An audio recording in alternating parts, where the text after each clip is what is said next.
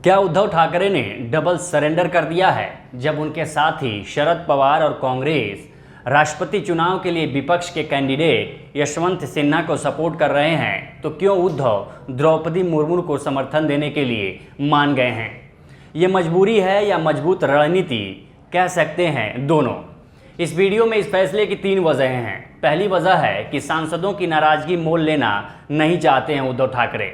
दरअसल उद्धव ठाकरे सरकार गंवा चुके हैं, अब पार्टी को पकड़ कर रखना चाहते हैं। विधायक चले गए, अब सांसद बचाना चाहते हैं।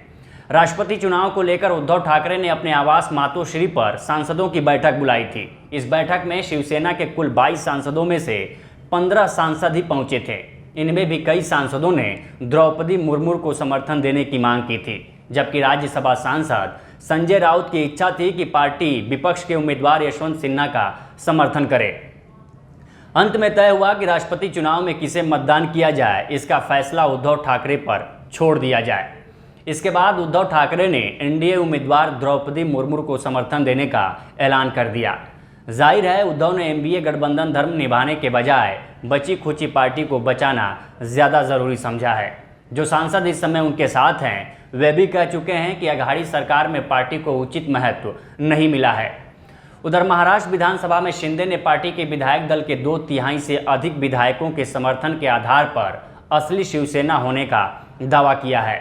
ऐसे में कई सांसदों के पाला बदलने की आशंका के बीच अगर उद्धव उनकी मर्जी के खिलाफ फैसला करते तो नुकसान हो सकता था।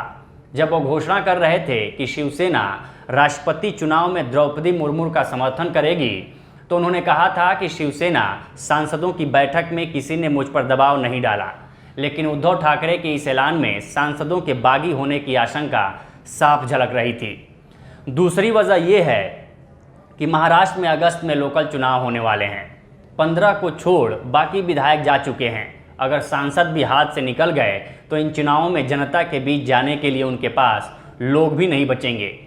ये भी कहा जा रहा कि शिंदे शिवसेना के कब्जे वाले नगर निकायों और नगर निगमों पर नियंत्रण हासिल करने की कोशिश कर रहे हैं और संगठन पर बढ़त भी बनाना चाहते हैं। तीसरी वजह एक सवाल है। सवाल ये है कि क्या उद्धव हर तरफ से नाकाम होने के बाद क्या बीजेपी से सुलह करना चाहते हैं? क्या वो घर वापसी करना चाहते हैं? याद रखिए कि सरकार गिरने से तुरंत पहले उन्होंने औरंगाबाद का नाम संभाजी नगर और उस्मानाबाद ज़िले का नाम धाराशिव रखने का फैसला लिया था। कुछ लोग इसे भी बीजेपी को संकेत मान रहे हैं। हालांकि संजय राउत ने इसके विपरीत दलील दी है कि द्रौपदी मुर्मू का समर्थन देने का मतलब बीजेपी को समर्थन देना नहीं है।